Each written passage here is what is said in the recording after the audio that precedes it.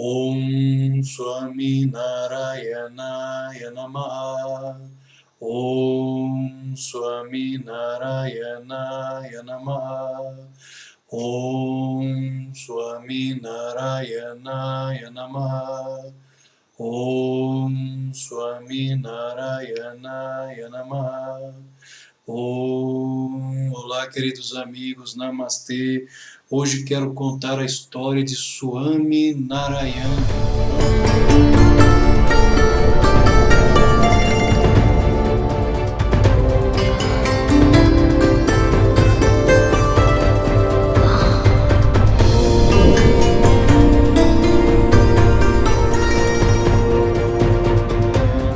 Outro grande avatar da Índia que viveu no século XVIII. Sou apaixonado pela história de Swami Narayana.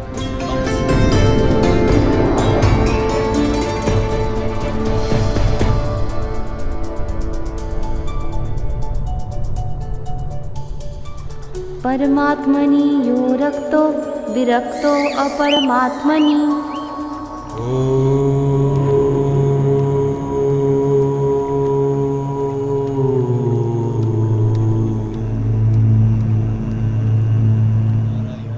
Aos 11 anos de idade, Swami Narayana saiu pela Índia. Aos 11 anos, uma criança viajou por toda a Índia como um autêntico iluminado, levando o conhecimento espiritual em busca de um local onde ele pudesse encontrar o lugar perfeito e o guru, o seu guru, para a sua prática, para a sua sadhana.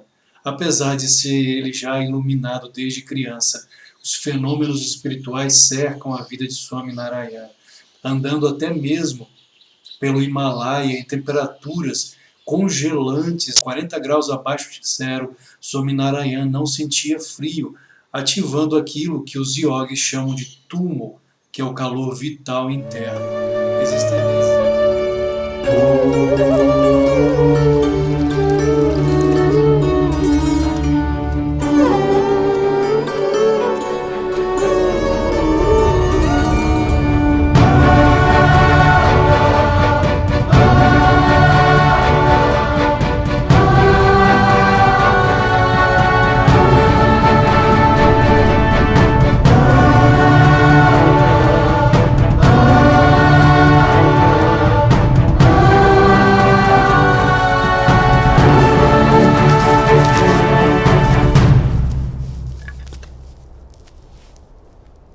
Mansarovar जाते हुए रास्ते में नीलकंठ वर्णी पुण्यवंत तपोभूमि बद्रीवन में आए। वहां असाधारण तपश्चर्या करने का संकल्प लेकर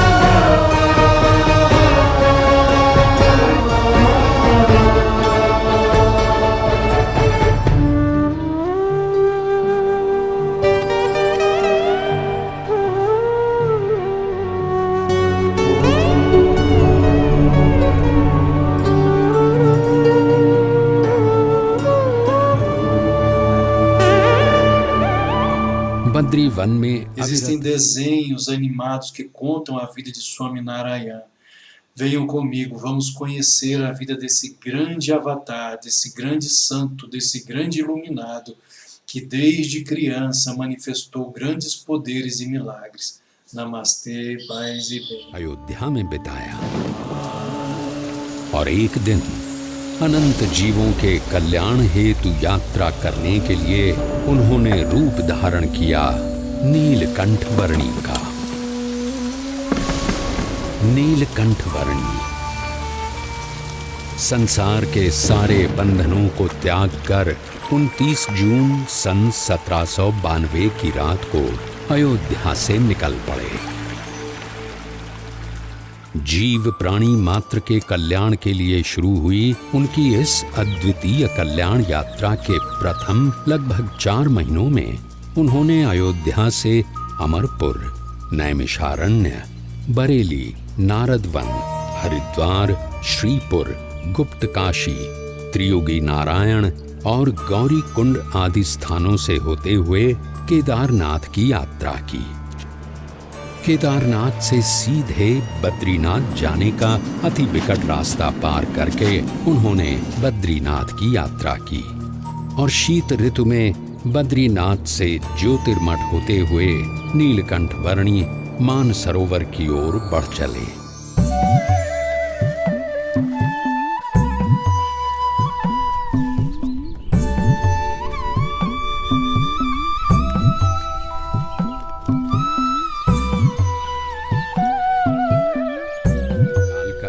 नीलकंठ वर्णी आगे बढ़ रहे थे। जहां ठंड से लड़ते लड़ते सूरज की किरणें भी हार जाती थीं, वैसे बर्फ के रेगिस्तान में सूरज से भी अधिक देदीप्यमान रहते हुए।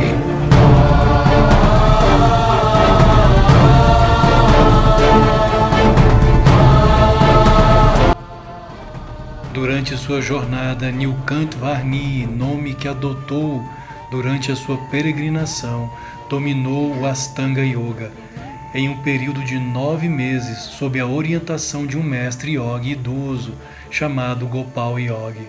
No Nepal, dizem que ele conheceu o rei Rana Bahadur e o curou de sua doença estomacal. Como resultado, o rei libertou todos os ascetas que havia aprisionado. Nilkant Varni visitou o templo Jagannath em Puri, bem como templos em Badrinath, Rameshwaram, Nashik, Dwarka e Pandharpur. Aos 21 anos, Swami Narayan foi nomeado sucessor de Ramanand Swami como líder do Uddhava Sampradaya por Ramanand Swami antes de sua morte. O Uddhava Sampradaya, daí em diante, veio a ser conhecido como Swami Narayan Sampradaya. De acordo com fontes, ele proclamou a adoração de uma única divindade, Krishna ou Narayana. Krishna foi considerado por ele seu próprio Ishtadeva. Em contraste com a seita Vaishnava, conhecida como Radha Vallabha Sampradaya, ele tinha uma abordagem mais puritana em vez das visões teológicas de Krishna, que são fortemente caprichosas em caráter e imagem.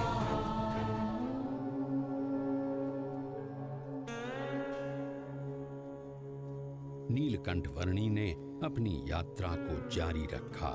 Himalaya के शिखरों से भरे हुए प्रदेश तिब्बत में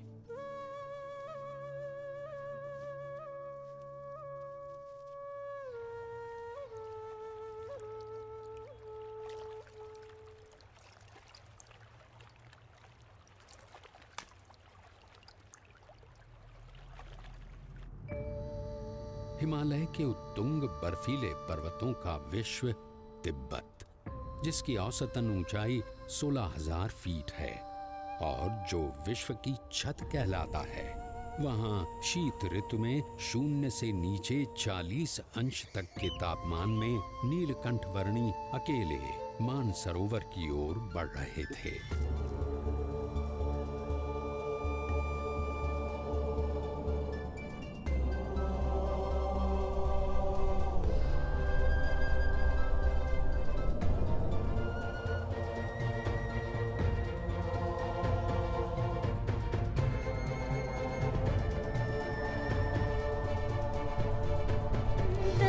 संगे परम मुक्ति को पावे।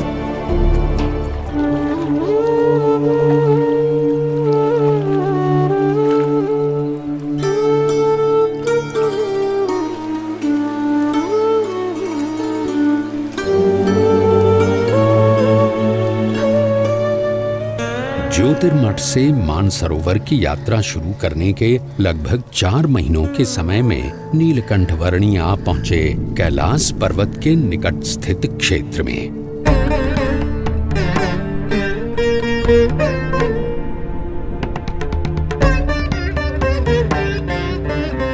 लगभग 21,700 फीट ऊंचे कैलाश पर्वत की तलहटी में राक्षस ताल सरोवर के निकट लगभग 15,000 फीट की ऊंचाई पर स्थित विश्व के सबसे ऊंचे मीठे जल के सरोवर मानसरोवर पर नीलकंठ वर्णी आ पहुंचे।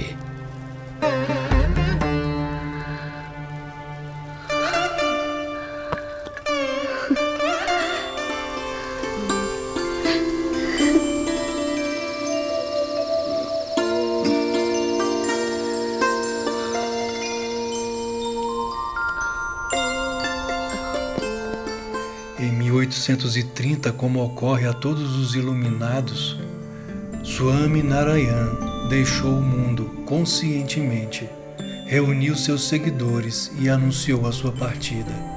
Morreu mais tarde, em 1º de junho de 1830.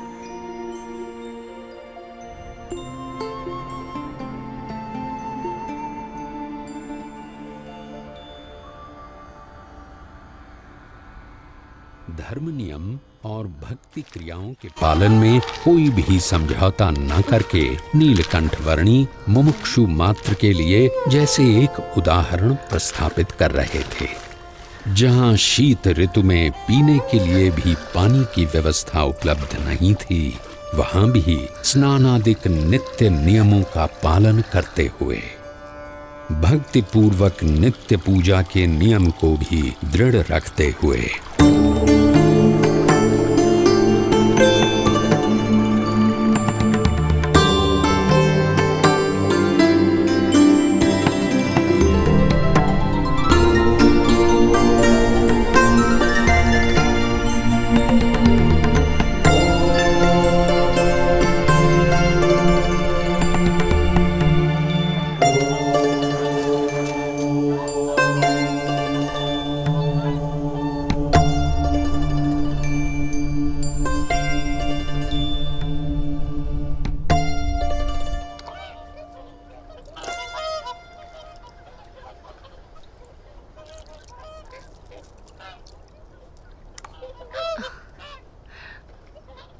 इस जन्म में आप सब हंस हैं और अगले जन्म में आप मेरे परम हंस बनेंगे।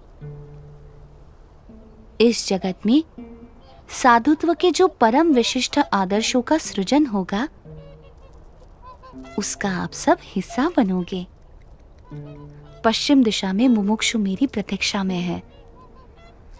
भविष्य में वहां मेरा कार्यक्षेत्र होगा। समय आने पर आप सबको वहां मनुष्य जन्म मिलेगा। मैं वहीं आपको मिलूंगा।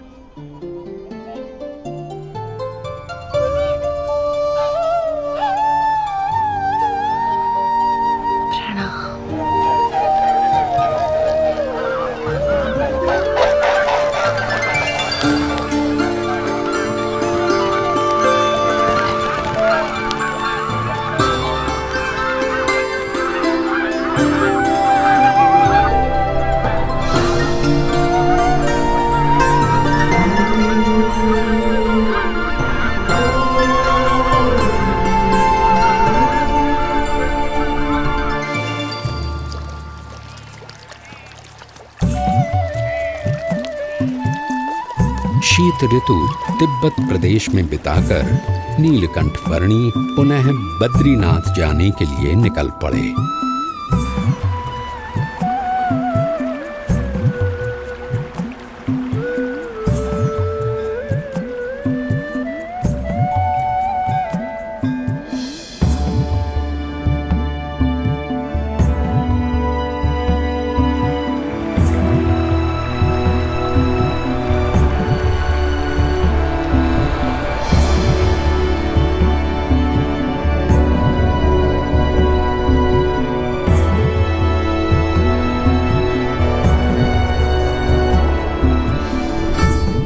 अलकनंदा नदी के किनारे स्थित बद्रीनाथ में नीलकंठ वर्णी पुनः आ पहुंचे।